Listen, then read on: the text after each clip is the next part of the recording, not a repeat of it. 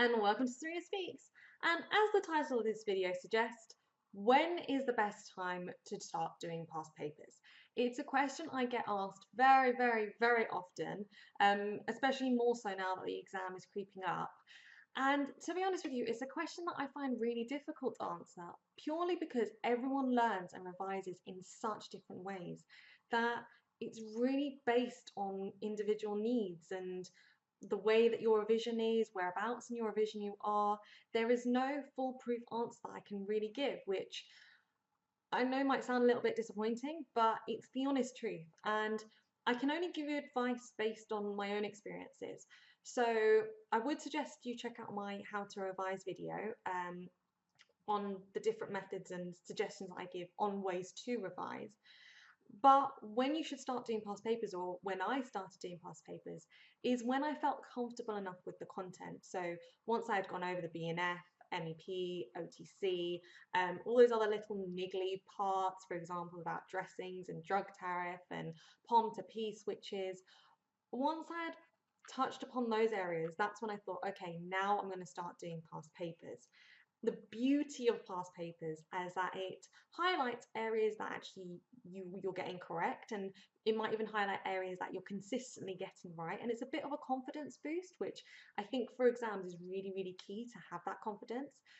On the flip side, it also highlights areas that you need to work on, and sometimes it can be particular topics, in which case then I would go away, read up on that topic again, try and understand it fully again, and then try and do questions relating to it again to see if my knowledge had improved on it, and if I now could turn that weakness essentially into a strength. So a topic that maybe I was consistently getting wrong, doing lots of questions, and then doing questions again on it after I'd gone over the content again and getting it correct. Sometimes it might be specific individual type of questions. So for example, questions to do with a particular side effect of a drug or a particular symptom of a drug. So maybe it's a specific nitty-gritty bit of detail that I need to go over again. And I think you can really learn from past papers as well, different case studies that they like to use, the use of SVCs. So it was, like I said, it was only when I felt really confident with the content did I then think, okay, I'm going to start tackling these past papers. And realistically, it was about a month or two before the exam, when I would just try and bang out as many past papers as I could. Calculations, on the other hand, calculations I started past papers a lot earlier, purely because I think with calculations, the best way to learn from it is just doing question after question after question after question. Again, you do need to learn actually how to do the actual method for different types of questions. But personally, I believe with calculations, the best way to tackle it is to just do as many questions that you can get your hands on. So even if that's looking at the old style way of questions when it used to be multiple choice, even looking at old books and doing those different types of questions, I would still promote doing them. Yes, the exam now for calculations isn't multiple choice, but you're still going to be using the same methods, you're going to be still using the same way of thinking to try and tackle those answers. So I would still say definitely do as many questions when it comes to calculations as you can. The key thing with calculations as well is the way in which you write your answer. So if the question asks for 2 decimal places and your answer is 3.1, write 3.10. If you don't write it to the number of decimal places that it stipulates, you will get that answer as wrong, even if technically your answer is correct.